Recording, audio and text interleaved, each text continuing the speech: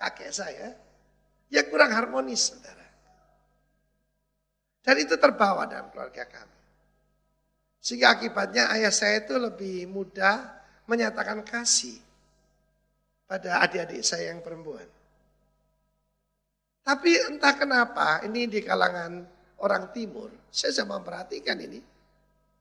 Suku apa aja, suku Batak, suku Tionghoa, nyatakan kasih pada anak paling besar itu karena anak ini dianggap bertanggung jawab. Agak kurang, saudara. Saya tidak tahu kenapa itu. Jadi anak pertama itu yang dididik paling keras. Adik-adiknya disayang. Kalian ngalami? Iya, ternyata di semua suku di Indonesia. Di kalangan orang Jawa, anak yang barep, anak yang pertama itu diberitahu kamu mesti tanggung jawab. Pokoknya didisiplin lebih keras. Which is good, but sometimes mereka lupa kebutuhan anak itu sama aja. Tetapi satu hari ketika Tuhan memulihkan keadaan saya. Mulainya dengan apa?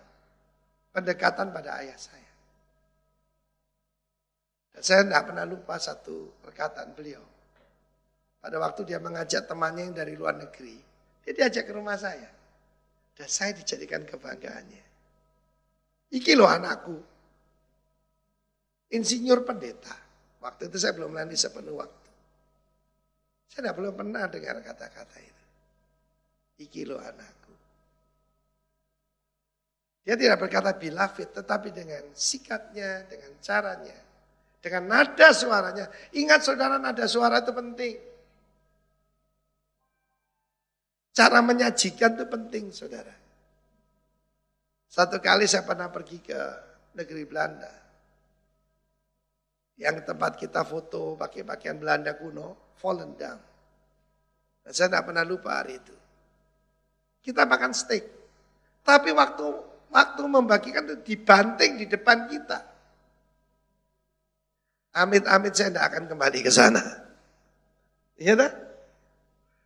Cara menyampaikan. Nada suara. Pandangan mata itu penting. Kadang-kadang kalau ada yang downhearted, saya cuma tepuk-tepuk pundaknya. Dan itu menyembuhkan dia. Amin. Seperti saya cerita tadi ada seorang anak rohani saya yang sedang, dikata-katain. Saya berkata, you can do it. I trust you. Itu membuat dia cukup. Bapaknya percaya dia. Dan dipercaya 1000 orang enggak apa-apa. Itu kebutuhan utama. Karena itu saudaraku, dalam Yohanes 8 ayat 29. Ayat yang sering sekali saya kutip dan ini ayat penting sekali. Bagaimana sang putra menunjukkan rahasia hidupnya. Dia yang mengutus aku. Dia selalu menyertai aku. Perhatikan di situ. Ada presence. Presence daripada bapaknya. Dia selalu menyertai aku. Saudara, satu kali di mana sang bapak itu tidak menyertai sang putra. Ketika seluruh kejahatan, dosa, pelanggaran kita ditimpakan di atas kayu salib. Pada Yesus Kristus di atas kayu salib. Saat itu dia berkata, bukan lagi dia panggil Abba. Dia berkata Eloi, my God. Dia tidak panggil Avi, my Father, my God. Why have you forsaken me? Mengapa engkau meninggalkan? Mengapa engkau mentelantarkan saya? Saudara, putra bungsu dalam cerita anak yang hilang. Firman Allah mengatakan ketika tiba kelaparan, datanglah kelaparan ke negeri itu. Maka mulailah dia merasa lapar. To be in want. Lapar di situ bukan perutnya. Lebih dalam dari perut itu. Apa itu? Kehadiran sang Bapa. Suara sang Bapa. Ciuman sang Bapa. Itu yang dia lapar. Dan dunia sedang lapar itu. Berikan itu kepada Bali. Berikan kepada Indonesia. Berikan kepada segala bangsa. Ada nubuatan dari Cindy Jacob. Tuhan akan bersuit. Dan banyak bangsa akan datang ke Pulau Bali. Lu ketemu Tuhan Yesus. Yohanes 8:29. Dia selalu menyertai aku. Kenapa? Karena aku selalu melakukan apa yang berkenan kepadanya. Apa yang menyenangkan Sang Bapa? Saudaraku, yang pertama jelas tadi, ketaatan dari Tuhan Yesus. Respect dari Tuhan Yesus kepada Yohanes Pembaptis, itu menyenangkan Sang Bapa. Respect dari Yesus pada Yusuf dan Maria, itu menyenangkan Sang Bapa.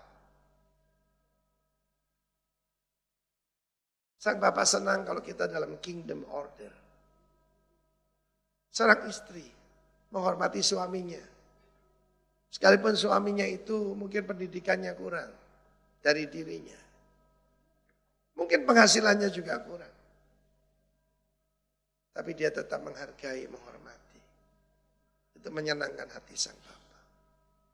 Engkau punya kedudukan dalam masyarakat, tapi pada pemimpin komselmu, engkau menundukkan diri. I tell you, it pleases the Father. Amin. Perkataan beloved ini penting. Karena itu kalau mau hidup berkemenangan, nomor satu harus kenyang dengan kasih Bapa di surga. Saya masih terus belajar how to become a father. Rahasia-rahasia ini terbuka di mata saya. Ketika saya melihat Alkitab, isinya kumpulan bapak-bapak. Abraham disebutkan bapak rohani. Bapak orang beriman, bukan bapak rohani.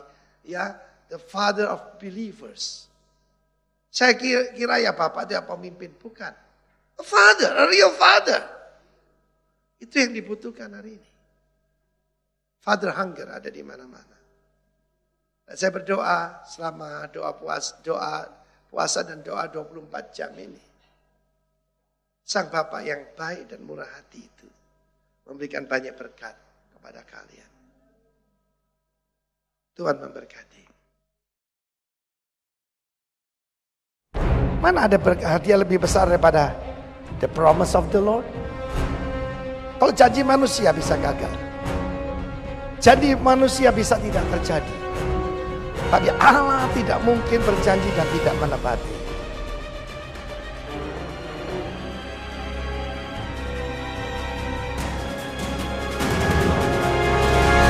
Ketika kesulitan, ketika apapun menghadang saudara, saudara tetap bisa penuh dengan damai, penuh dengan sukacita. Karena saudara berada dalam kebenaran, dan kebenaran itu adalah Yesus Kristus.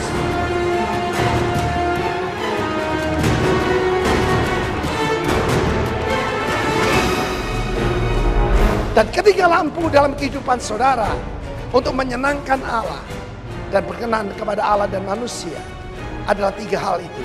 Kebenaran, damai sejahtera, dan sukacita.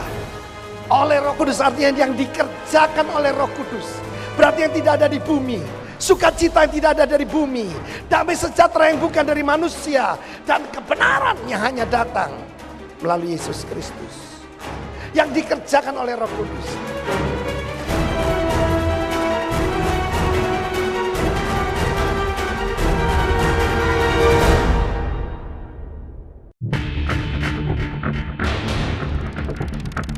Saya perhatikan bahasa saya sering bukan cuma berkata haleluya.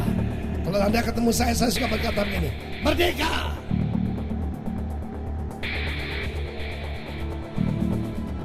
Tuhan kita mau kita merdeka dari dosa, merdeka dari percabulan, merdeka dari kebodohan, merdeka daripada penyesatan, merdeka dari macam-macam hal.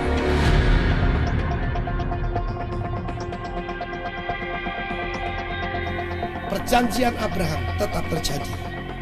Kepada Abraham the Lord berkata, Tuhan berkata, I will bless you. And through you, melalui engkau, all nations, segala bangsa akan diberkati. Itu terjadi.